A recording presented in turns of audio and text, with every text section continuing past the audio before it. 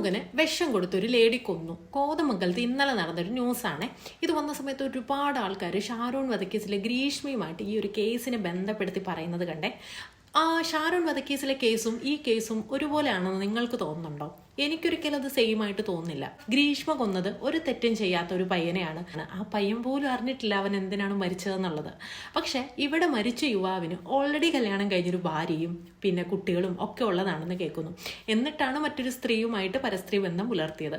അപ്പോൾ ഇതെങ്ങനെ ഒരുപോലെ ആവും? ഇവിടെ ഈ അധീന എന്ന് പറയുന്ന സ്ത്രീ അൺമാരീഡ് ആണ്. അവർക്ക് മറ്റൊരു റിലേഷൻ ഉണ്ടെന്ന് ഇയാൾ മനസ്സിലാക്കുന്നു.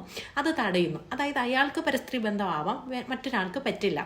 ഇവിടെ ഒരാളെ മാത്രം കുറ്റം പറഞ്ഞിട്ട് എന്തെങ്കിലും കാര്യമുണ്ടോ? കല്യാണം കഴിഞ്ഞ് ഇതുപോലുള്ള പരിപാടിക്ക് പോയി കഴിഞ്ഞു കഴിഞ്ഞാൽ അവൻ്റെ ഭാര്യയാണിത് ചെയ്യേണ്ടിയിരുന്നത്. അവസരം കിട്ടിയത് കാമുകിക്കാണെന്ന് മാത്രം. വിവാഹം കഴിഞ്ഞ് പരസ്ത്രീ ബന്ധം നടത്താൻ പോയി കഴിഞ്ഞാൽ ഇതല്ല, ഇതിനപ്പുറവും സംഭവിക്കും. അപ്പോൾ നിങ്ങൾ കരുതും ഞാൻ ആ സ്ത്രീയെ സപ്പോർട്ട് ചെയ്യുകയാണ് അല്ലെങ്കിൽ കൊന്നതിന് ന്യായീകരിക്കുകയാണ് എന്നൊക്കെ. ഒരിക്കലും അല്ല കേട്ടോ.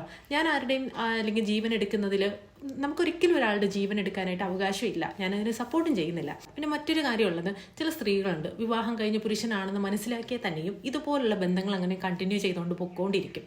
ഇവരുടെ ഭാര്യയോ അല്ലെങ്കിൽ മക്കളെയോ ഒന്നും തന്നെ ഈ സ്ത്രീകൾ കൺസിഡർ ചെയ്യാറില്ല. പുരുഷന്മാർ അത് തീരെ കൺസിഡർ ചെയ്യില്ല.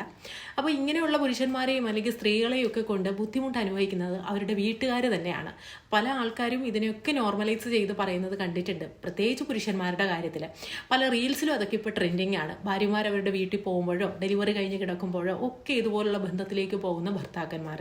ഇതൊക്കെ സാധാരണ പുരുഷന്മാർ ചെയ്യാറുള്ളതാണ്, അവരുടെ ഹോർമോണിൻ്റെ പ്രശ്നമാണ് എന്നൊക്കെയാണ് പലരും നോർമലൈസ് ചെയ്ത് പറയുന്നത് ഈ ഒരു കാര്യത്തെ.